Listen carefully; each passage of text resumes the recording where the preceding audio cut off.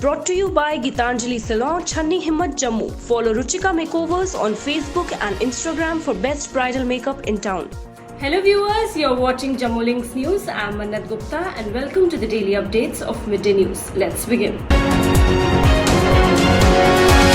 Toll due to COVID-19 in Jammu and Kashmir crossed the 100 mark on Tuesday as 6 more patients succumbed to the disease, while the Union Territory's tally rose to 7,497 after 260 fresh cases were detected. 5 of these deaths were reported from Kashmir and 1 from Jammu, while 228 infections were reported from the valley, 32 were detected in the Jammu region. There are 2,674 active cases in the Union Territory, while 4,722 patients have recovered. A Central Reserve Police Force trooper and a civilian succumbed to their injuries after terrorists attacked a road opening party in Sopur area of Jammu and Kashmir's Baramulla district. 3 other CRPF troopers have also been injured in the attack. The terrorists had attacked CRPF's road opening party when they were placing a checkpost along the personnel of Jammu and Kashmir Police on the Sopur bypass highway in model town of Sopur. The government on Tuesday extended guidelines cum restrictions issued on June 7th, saying the centre's fresh guidelines on some relaxations require a detailed assessment and consultations on the spread of COVID-19 in Jammu and Kashmir. An order issued here by the State Executive Committee said that the guidelines or instructions issued on June 7th with regard to lockdown would continue till July 3rd. Requesting the people not to mix facts with fiction and to consider his administration's intention of ensuring a developed and prosperous Jammu and Kashmir, Lieutenant Governor Girish Chandra Murmu said that the abrogation of Article 370 of the Constitution that accorded special status to the erstwhile state would help attract industries and investment and create jobs. Murmu was responding to a question about the apprehension of the people of Jammu and Kashmir that a large number of people will come from outside and settle here following the abrogation of Article 370 and framing of new domicile routes. 18,653 COVID-19 cases have been reported in India in the last 24 hours, taking the country's tally of coronavirus cases to 5,85,493, informed the Union Health and Family Welfare Ministry on Wednesday. As per the ministry, there are presently 2,20,114 active cases in the country.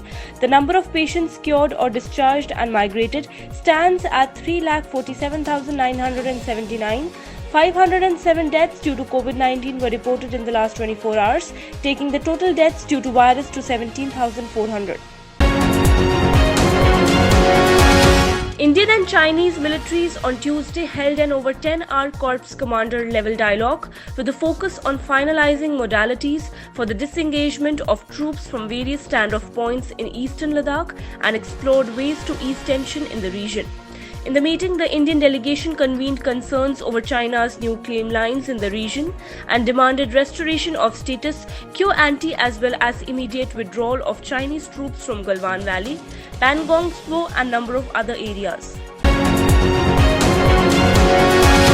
A Pakistani terrorist was killed on Wednesday as the army foiled an infiltration bid by a group of militants along the line of control in Rajouri district of Jammu and Kashmir.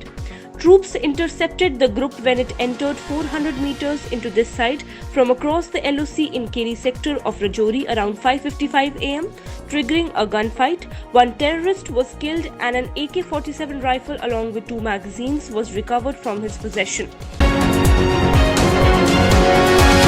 There is no case of COVID-19 among the 3,628 prisoners lodged in 14 jails across Jammu and Kashmir, Director General of Prisons VK Singh said on Tuesday, attributing it to be the prevention measures taken by the officials. He also said that currently 150 new prisoners are undergoing mandatory 14-day quarantine within jail premises. None of them have tested positive for the novel coronavirus, Singh said.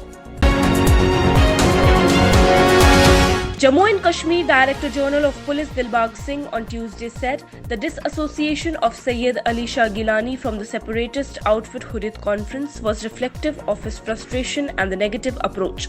He also said the security agencies are working hard to make more areas terrorism free to relieve people of the oppression and atrocities by terrorists, but said no time frame could be set to make the Kashmir Valley violence free as Pakistan is continuously making attempts to push in armed terrorists.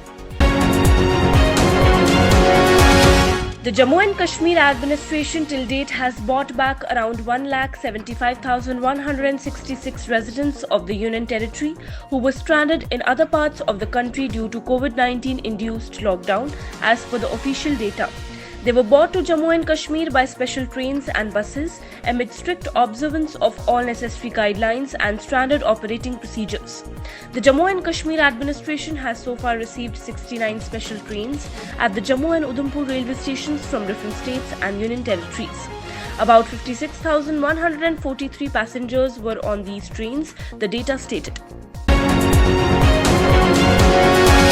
Seeking to further strengthen its capability to hit ground targets, India is planning to acquire a lethal and more capable versions of the Spice 2000 bombs. The bombs, which were used effectively to destroy the Pakistani terrorist camp in Balakot town in Khyber Pakhtunkhwa province last year, are planned to be acquired by the Air Force as part of the emergency financial powers granted to the services in the middle of a row with China. Chairman Juvenile Justice Committee J&K High Court Justice Ali Muhammad Magre on Tuesday inspected children's home at Shalimar and observation home at Harwan here to ascertain working of these childcare institutions. On the occasion, on-spot directions were given to the concerned officers to ensure proper education, physical activities including indoor and outdoor games, besides healthcare facilities, counseling, recreational activities, skill development, computer education of the children lodged in the homes. Divisional Commissioner Sanjeev Verma on Tuesday convened a meeting of concerned officers to review the status of land acquisition cases of BSF, CRPF and SSB. The concerned officers apprised the Divisional Commissioner of present status of land requisition and acquisition cases pending in various districts. It was informed that most of the cases have been resolved in some of the districts while other pending cases are being processed. Besides, some of the cases after verification have been sent to Home Department for NOC. The Divisional Commissioner Kashmir Pandurang K. Pol chaired the weekly meeting, the third consecutive in June month, to review, monitor and evaluate the situation evolved due to COVID-19 pandemic in Kashmir Division. While taking serious note of violation COVID-19 guidelines and SOPs, the Divisional Commissioner directed all Deputy Commissioners to deal strictly with violators and impose fine on them. Short video sharing app TikTok went offline in the country on Tuesday following the government order banning it and 58 other apps, citing threat to India's sovereignty and security. The app was also removed from Google Play Store and Apple App Store. The status of other banned apps could not be immediately ascertained. According to some users, they were able to use the app for a brief period on Tuesday. It had 200 million users in India.